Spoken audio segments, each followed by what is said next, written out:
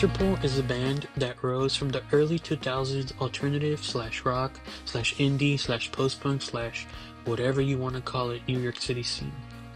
At the band's conception, Interpol consisted of members Paul Banks, Daniel Kessler, Carlos Dangler, and Greg Drudy. Kessler had been playing with Drudy for a while already, and they were working and creating some of the songs that would later become staples of Interpol's discography. However, it seemed that a two-man band was not enough to complete the vision that Kessler had set out to accomplish. This is where Carlos Dangler enters Interpol.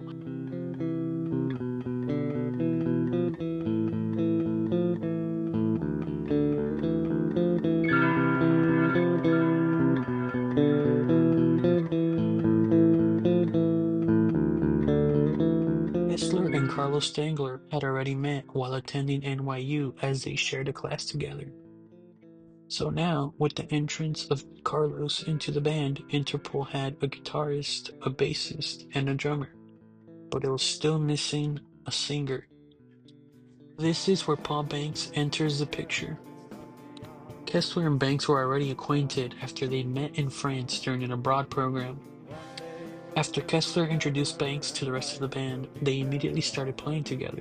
Now having a complete lineup, Interpol would go on to release their first EP in the year 2000. Now, I have no clue how you pronounce this, but I'm gonna go ahead and try either way. Their first EP was titled Fucked ID Number 3 and consisted of 4 tracks, including PDA, Precipitate, Roland, and Song 5.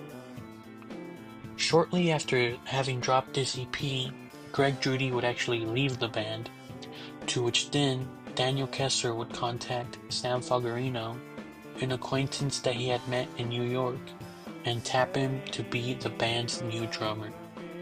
Interpol was now Paul Banks on vocals and rhythm guitar, Daniel Kessler on lead guitar, Carlos Dangler on bass, and Sam Fogarino on drums.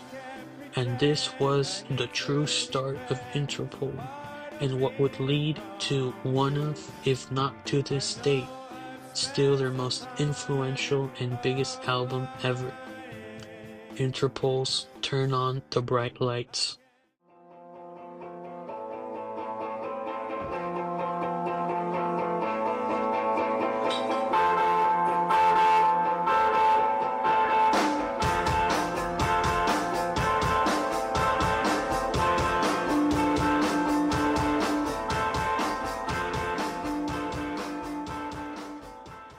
Interpol began recording Turn On the Bright Lights in the latter half of 2001.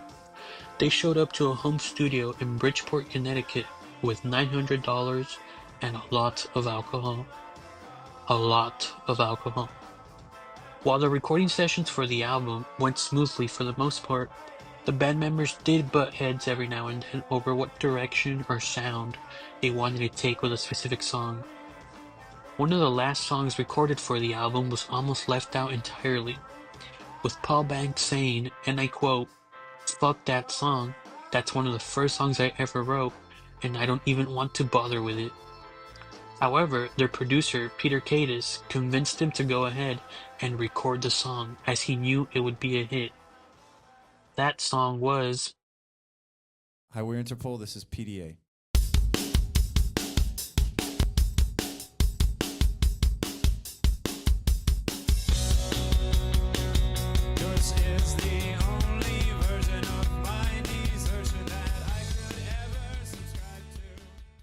Now with a complete album, Turn On the Bright Lights was released on August 19th of 2002 and consisted of 11 tracks.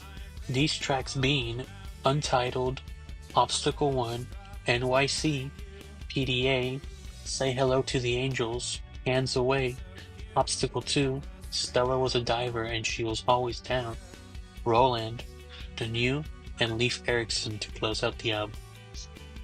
Turn On the Bright Lights was released to immediate critical acclaim, and by the end of the year was listed as the best album of its year by the music publication Pitchfork. It was also listed in other publications' top 10 or 20 or 30 albums list. However, sales were not immediate.